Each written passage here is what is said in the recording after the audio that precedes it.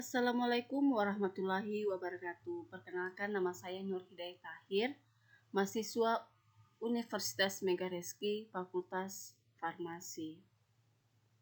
Pada video kali ini, saya akan memenuhi tugas dari mata kuliah Wawasan Ilmu Farmasi dengan judul Apotik.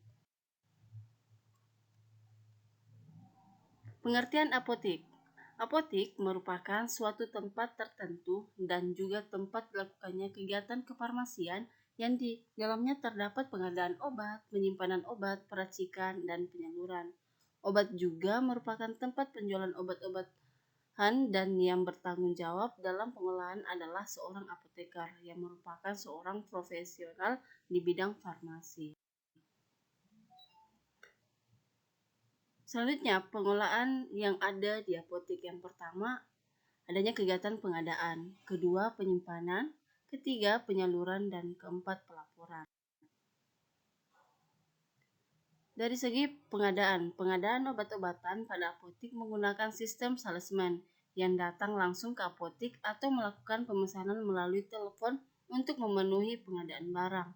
Masalah yang sering dijumpai apotik dalam pengadaan barang yaitu keterlambatan obat yang disebabkan oleh kekosongan pabrik, dan cara untuk mengatasi hal tersebut yaitu melakukan pemesanan saat persediaan di apotik mulai menipis.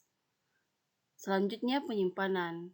Yang pertama itu kita harus memperhatikan golongan obat. Penyimpanan obat berdasarkan golongannya biasanya ini diterapkan pada obat bebas terbatas, dan obat narkotika.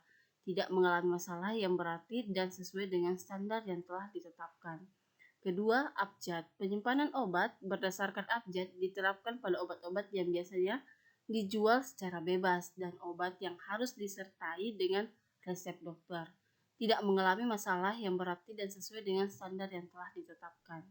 Yang ketiga, bentuk sediaan. Penyimpanan obat berdasarkan bentuk sediaan diterapkan pada obat berupa sirup, salep, injeksi, cairan, dan lain-lain. Yang keempat itu suhu. Penyimpanan obat berdasarkan suhu dilakukan dengan tujuan agar obat tersebut tidak rusak seperti suppositoria dan insulin yang disimpan dalam lemari es, supaya tidak merusak bentuk dan khasiat dari obat. Selanjutnya, penyaluran. Bentuk penyaluran obat-obatan yang ada di apotik dibagi menjadi dua, yaitu pertama resep, kedua non-resep. Selanjutnya, pelaporan. Pelaporan yang dilakukan di apotik yakni pembuatan laporan harian. Laporan ini berisikan tentang barang yang terjual dan obat-obatan yang masuk. Selanjutnya, laporan bulanan berisi tentang laporan mengenai penjualan obat, golongan narkotika dan psikotropika maupun obat yang masuk. Laporan narkotika dan psikotropika yang dibuat oleh asisten apoteker diserahkan pada Dinas Kesehatan setempat dan BPOM disertai dengan surat pengantar dari apoteker pengolah apotik atau biasa disingkat dengan APA. Selanjutnya, tugas dan fungsi apoteker. Yang pertama, memproduksi obat, mendesainnya, serta mendistribusikan. Kedua, mengawasi obat yang diresepkan oleh dokter telah sesuai, berkualitas, serta aman untuk dikonsumsi oleh pasien. 3. Menjelaskan efek samping obat kepada pasien. Keempat, menjelaskan makanan dan obat apa saja yang harus dihindari saat sakit atau untuk ibu hamil.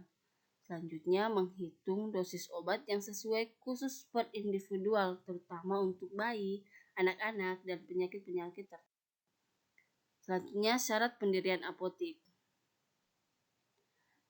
Yang pertama, memilih dan menunjuk salah satu apoteker sebagai penanggung jawab. Kedua, permohonan izin apotik diajukan kepada kantor Dinas Kesehatan Kabupaten Kota. 3. Memenuhi semua persyaratan yang diminta dalam mendirikan apotik, perlengkapan termasuk sediaan farmasi dan perbekalan farmasi yang lain, serta yang merupakan milik sendiri atau milik pihak lain. Keempat, tempat dan lokasi harus mempertimbangkan segi penyebaran dan pemerataan pelayanan kesehatan, jumlah penduduk, dan kemampuan daya beli penduduk di sekitar lokasi apotik. kesehatan lingkungan, keamanan, dan mudah dijangkau masyarakat dengan kendaraan.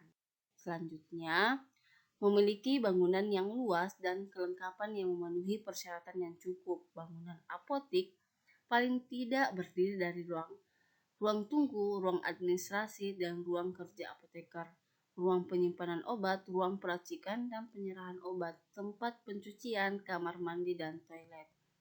Penerapan yang baik, alat pemadam kebakaran yang berfungsi, ventilasi udara, dan sistem sanitasi yang baik dan memenuhi syarat higienitas.